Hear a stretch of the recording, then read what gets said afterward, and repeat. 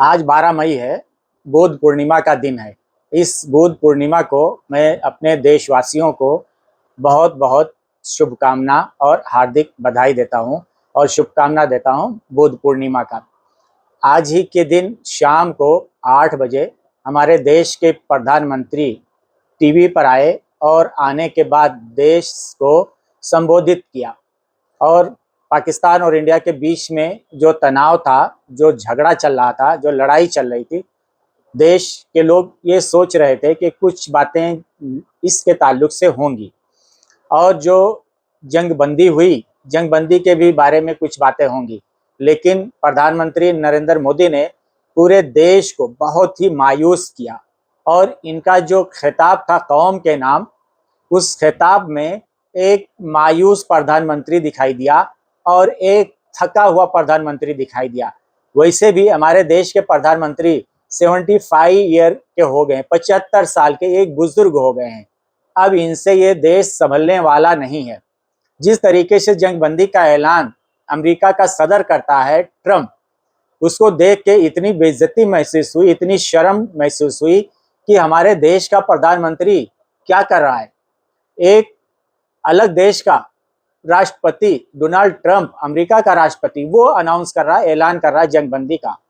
अगर जंगबंदी आपने करवा ही दी थी या पाकिस्तान आपके सामने घुटने टेक रहा था, गिड़गिड़ा रहा था, रो रहा था, मिन्नत समाजत कर रहा था कि बाबा जंग बंद कर दो, तो इसका ऐलान आपको खुद को करना चाहिए था। हमारे देश के चीफ सेक्रेटरी को करना चाहिए था, डिफेंस मिनिस्टर को करना चाहिए था, आर्मी चीफ को करना चाहिए था। नहीं तो सारा क्रेडिट लेने के लिए आप खुद भी टीवी पर आकर, जिस तरीके से आज आप 12 मई को रात में 8 बजे टीवी पर आकर बोल रहे हो कौम से, वो क्रेडिट आप खुद ले सकते थे, ऐलान कर सकते थे। आपने क्यों नहीं किया? ये बहुत बड़ा सवाल है देश का, जिसका जवाब देश को नहीं मिला। एक और बड़ा सवाल ये है कि जिस मामले को लेके, पहलगाम के मैटर को लेके जंग छेड़ी गई थी, आपने ये बोला ही नहीं, बताया ही नहीं कि जो आतंकवादी आए थे और अटैक करके गए, हमारे लोगों की जान लेके गए, उन आतंकवादियों को अभी तक पकड़ा क्यों नहीं गया? उनको जमीन निगल गई या वो आसमान में चले गए या वो कहाँ हैं? आपने आज तक उसका जवाब नहीं दिया है। ये देश जवाब चाहता है कि कहाँ गए वो आतंकवादी हमारे लोगों की जान लेके। आपने जंग शुरू की और जंग अचानक बंद हो गई। इसको क्या समझा जाए? आप हार समझा जाए, जीत समझा जाए, या मोदी जी आपकी सीधी सीधी नाकामी समझा जाए?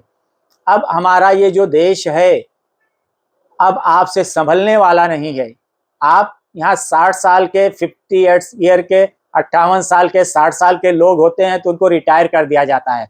आप 75 ईयर के हो गए हो, 75 साल, फिर भी आप कुर्सी से चिपके बैठे हो। आपको भी इस्तीफा देना चाहिए और ये देश नई नस्ल को के हवाले करना चाहिए, नौजवानों के हवाले करना चाहिए। आप 75 साल के बुजुर्ग हो चुके हो, अब ये देश आपसे संभलने वाला नहीं है। आप संन्यास ले लो, रिटायर हो जाओ और देश के प्रधानमंत्री की जो कुर्सी है वो आप छोड़ दो। अब आपसे ये देश चलने वाला नहीं है। 75 में 1971 में इंदिरा गांधी ने, जबकि उस वक्त इतना धन बल और इतनी फौजी ताकत भी हमारे पास में नहीं थी, इतनी टेक्नोलॉजी भी नहीं थी, उसके बाद भी 71 में इंदिरा गांधी ने 90,000 पाकिस्तानियों को सरेंडर करवाया था और पाकिस्तान के 2 टुकड़े कर दिए थे। आज हमारे देश के पास में इतनी ताकत है, इतना पावर है, उसके बाद भी आप नरेंद्र मोदी से सरेंडर मोदी बन गए हो। आपका नाम अब जनता यही कहेगी, आप नरेंद्र मोदी नहीं, सरेंडर मोदी हो गए हो, जिसने अमेरिका के सामने सरेंडर कर दिया। अमेरिका जो कहता है वो आप करते हो। अमेरिका के सामने आपकी बोलती बंद हो जाती है, कहीं आपकी आवाज नहीं निकलती है। आपने जिस तरीके से, आपकी जबान पे मणिपुर का नाम नहीं आता है, उसी तरीके से आपकी जबान पे कभी भी ना ट्रंप का और ना अमेरिका का नाम आता है। आप एक डरे हुए और डरपोक और सहमे हुए और एक थके हारे हुए प्रधानमंत्री हो। अब आपसे हमारा ये देश चलने वाला नहीं है। मेहरबानी करो और हमारे देश के ऊपर ये उपकार करो, ये एहसान करो कि आप देश के पीएम की कुर्सी छोड़ दो। आपकी पार्टी में भी बहुत से लोग हैं जो कि पीएम का पद संभाल सकते हैं, पीएम बन सकते हैं। आप किसी को भी पीएम अपनी पार्टी से बना दो, और अगर आपसे वो नहीं हो सकता है तो ये फैसला जनता के ऊपर छोड़ दो। हमारे देश की जनता इतनी समझदार है कि वो जिसको चाहेगी अपना प्रधानमंत्री बना लेगी। आपसे अब हमारा देश संभलने वाला नहीं है। आप थक चुके हो, हार चुके हो। हमारे देश के ऊपर उपकार करो, एहसान करो। नरेंद्र मोदी जी, आप सरेंडर कर दीजिए प्रधानमंत्री की कुर्सी, और आप रिजाइन दीजिए और देश को चैन, शांति और सुकून से जीने दीजिए। बहुत बहुत धन्यवाद।